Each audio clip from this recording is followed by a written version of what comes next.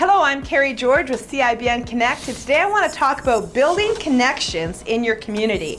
And I'm going to give you 5 ways to do that. 5 ways to build connections in your community so that your business can grow.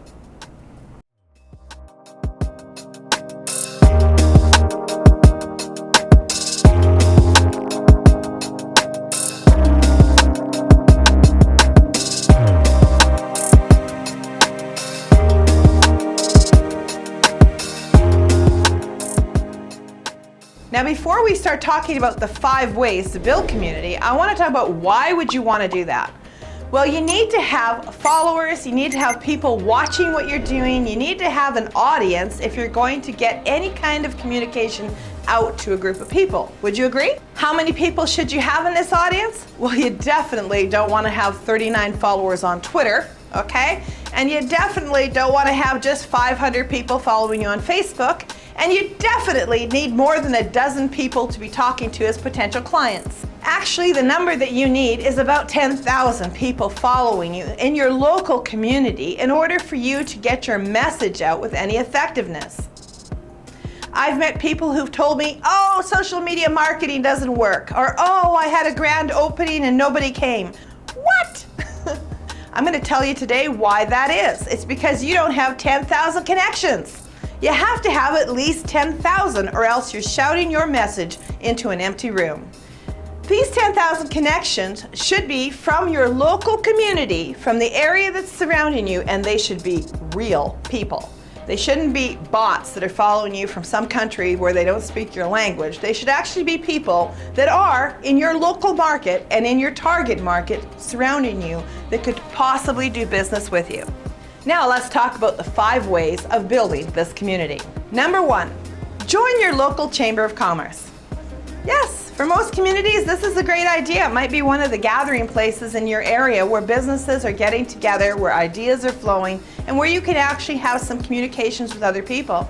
If you're able to connect with people and collect their business cards, you might be able to add them to your connections online as well, so that you can have this touching effect afterwards where you have gotten to know them and you send them something online, or they just follow you because now you're connected on LinkedIn or Twitter or Facebook or whatever. So you want to be able to have that 2-point kind of thing going on where you're seeing them in person and then you have something happening online and they're following up through that as well. Number 2, you want to join some kind of weekly networking organization. Now, there's many different kinds of community networking organizations that you could join. I personally actually really like online models right now. We used to do a lot of live networking events where we would go for lunch with the same group of people week after week after week. And the weekly community kind of networking meeting works very well because people need to get to know, like, and trust you.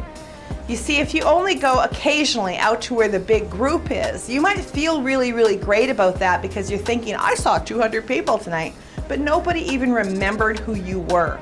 In fact, it's kind of like speed dating or one-night stands where they don't actually remember your name in the morning. In a large group of people, what exactly were you doing that stood out from everybody else so that they're going to remember you the next day? You see what I'm saying? When you just go to a big gathering, it makes you feel like you got a lot done, but in reality, you actually didn't get to meet those people very well. They didn't get to know, like, and trust you, and there was a lot of other people vying for their time and attention right then. So that's not the best way of doing quality networking. You actually want people to know, like, and trust you, and that's more of a community building event. It's more of a family kind of organization that you're looking for. As I said, we did a lot of this live in the past where people would get together every week for lunch, and it worked very, very well. But today, online networking is even better, and I'll tell you why. First of all, you save 1/4 of the cost when you do it online. Networking groups that you would join that would meet weekly generally cost somewhere between $2,500 to $4,000 a year just to participate in. Online networking is generally 1/4 of the cost even for paid organizations, so the cost is a lot lower. All businesses struggle with cost, and they often struggle with time commitment as well. It's the 2 biggest complaints that business owners have: not enough money, not enough time. Well, online networking takes 1/4 of the time. We used to get in our car and drive across the city. It would take half an hour to 45 minutes to get there. There'd be 15 to 20 minutes of setup or visiting with somebody before the meeting would begin. The meeting itself would be an hour to an hour and a half in length. Usually we would have a meal, which was part of the cost factor. And then afterwards, you're going to talk to somebody, maybe you're part of the cleanup crew. All of these things take time. Then you got to get back in your car and drive across the city back to your office again. And by this time, you're out of sync with the things that you were doing earlier in the day, and you can't even remember where you were to get started. The whole experience takes at least 3 hours of your day. And then there's follow-up. Follow-up usually happens the next day. When you go to a live meeting, you generally have collected a lot of business cards, and now you have to do something with those cards the next day. You have to put them into your customer retention management system. You have to follow people on LinkedIn in order for it to make any difference in your life. And you've got to phone people and set up appointments. Well, all of that takes time. That entire process is going to be another hour to 2 hours just to getting people to pick up the phone. And not everybody is going to do that. This is where online networking is superior to live networking.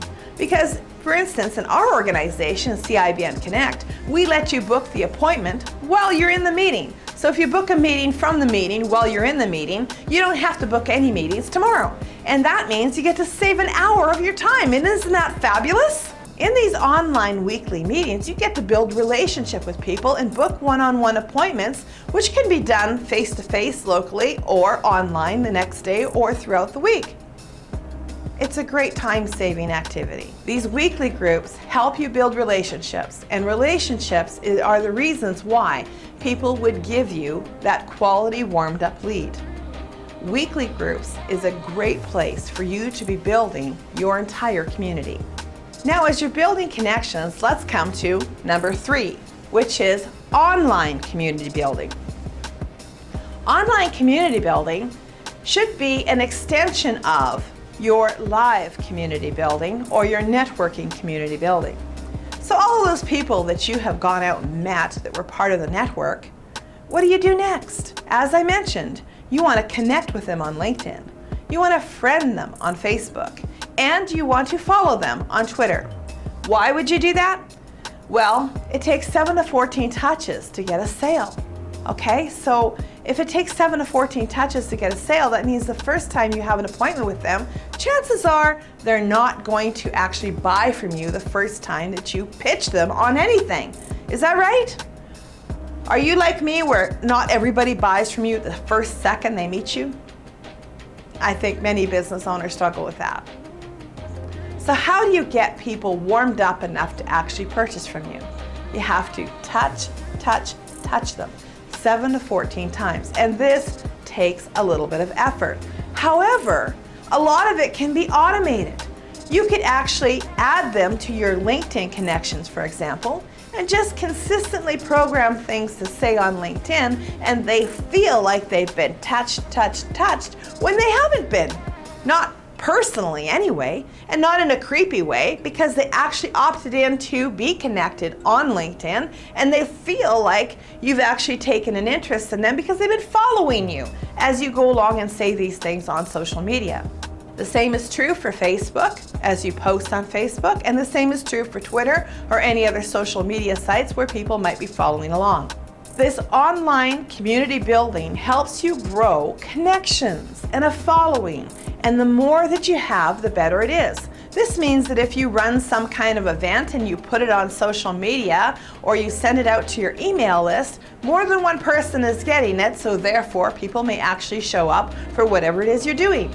This is how you grow your connections in your community. In your online community, you will also want to add emails as part of that. You want to collect as many emails as you can so that you can communicate with people in an ongoing way using something like a CRM, a customer retention management system, with campaigns that send them tips, ideas, things that they can't get anywhere else, things that would make you seem valuable to them. I know sometimes people say things like, well, email marketing is dead, or that doesn't work anymore. That's not true. Don't listen to that. Many of us are still using that very, very effectively, and you can too. But the first step is to collect those emails. And it's incredibly important that you do. If you, for instance, are building a Facebook community, like a Facebook group, you want to be asking people as they come into the group for their email address. Well, why? Because what if Facebook just suddenly decides that they're going to shut down your group? Or somebody makes a report against your profile and your profile gets shut down? What's going to happen with your ability to communicate with all those people? You will have lost it right away. You don't want that to happen. We've seen it before, and you do not want to be one of the casualties of that. When you get somebody's email address, you now own that contact, and you're able to save that contact. And you should not only put it into your customer retention management system, you should also export your list at least once a month so that you have a backup of that just in case your customer retention management system has an issue. And I know a lot of people put a lot of trust in these programs, but I'm telling you, I've had it happen to me, and I sure wouldn't want it to happen to you, where suddenly it was all wiped away in an instant. So just to recap, the first way is join your local Chamber of Commerce. The second way is join a weekly group for networking. And the third way is to grow through your online contacts. Now let's talk about number 4. Number 4 is actual legwork, where you go out into your community and you actually meet people. Oh yeah, you mean that old-fashioned way that we actually used to do this? Yes, leave the building, walk out the door, and actually meet people. Novel concept, isn't it? A few years ago, I was working with an individual who helped print and promo shops get started. He had data on how a print and promo shop would get off to a good start based off of their ability to get out of their shop and actually go around the community and talk to the businesses around them. But do you know what I see most print and promo shops doing? They just open up a location, they put a sign on the door, and then they can't figure out why they can't get clients to come in. They're surrounded by businesses that need their service, but usually they don't even leave the premises of their location, so none of those people even know that they're there. We're all busy people. Even the people that are just down the street from them, that drive by them every day, may never darken their door and walk through unless they've had some kind of contact with that business owner. So here's the thing. Get a stack of business cards and start going through your community. Just walk in and say, hi, I'm Joe and I own this restaurant, I own this business, I own this print shop, whatever it is, and stick out your hand and give them a business card. With the print and promo shop, what they found was as they went around through the community, they would just spend an hour a day or an hour a week doing this, and the numbers that were coming in from people in their community purchasing from their print shop started to grow. Usually within 2 to 3 months, they had gained $10,000, $20,000, $30,000 in ongoing revenue just from this one activity alone. So how can you get out into your community? Whose hand could you actually shake? Where could you put a business card? Legwork gets it done. And you might not like it because you have to actually leave your office, but it's how work gets done. So get it done. Number 5 is really important, especially for those of us that have storefront locations or a place where people can come and meet with us, whether it be in an office downtown or someplace that we can actually invite people to. Number 5 is have a grand opening, or at least have a customer appreciation event. If you've been in business for under 5 years and you've never had a real official grand opening, have a grand opening. And you might say, well, I've been in business 5 years, it's not really a grand opening. Most people didn't notice you were there, so it doesn't matter. Change your curtains or something so you can say there's something new. Start a new program so you can say that's the new thing, come and see my new thing. How do you have a grand opening? Well, just like having a party, send out invitations. Canvass the community. Ask people to contribute and offer to advertise them there while they do that. That will actually get your bakery to give you some donuts, your coffee shop to give you some coffee, the grocery store to give you a tray Before you say that won't work, it works all the time. It works for other people who go ask. So just go ask. While you're there, you get to advertise that you're having this big grand opening. And guess what? They usually will let you hand out business cards or put up a stand or some kind of little thing there that says, hey, come to my grand opening, because they now contributed something to your grand opening. They have an investment in that. Plan that grand opening. Don't make it just happen tomorrow. It takes time to get the word out, so don't set it up for next week. Set it up for 3 months from now and work towards it and make it into a big event and get as many people on board as possible. You also want to have some time to grow the social media following as you do this so that you have somebody to announce it to. Getting people to come into your grand opening or your customer appreciation event is an excellent way for you to collect more emails so that you can add them as contacts to your email list. You will want to have a draw or some kind of a form for them to fill out when they come into your event so that you can collect the email address and then send them some follow-up information afterwards. This is how you grow your email list and you get them to double opt-in as you do it.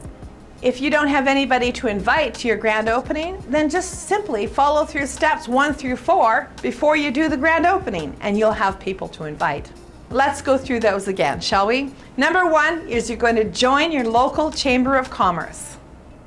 Number 2, you're going to join a weekly networking group where people get to know, like, and trust you so that they will give you ongoing business. Number 3 is you're going to grow your online community through Facebook, LinkedIn, and Twitter, especially adding those that you have already met through steps 1 and 2. Number 4, actual legwork in your community where you get out and meet people who are near your location, handing out business cards, shaking hands, smiling, and just being open to meeting new people. Number 5 is that special event, a grand opening or a customer appreciation event, and you should probably do that at least once a year. By building systems and rinsing and repeating and going through these steps over and over again, it does not take too long at all to build up 10,000 connections. And that is how you build community connections. Make sure you like and subscribe and share this video. Happy capitalism!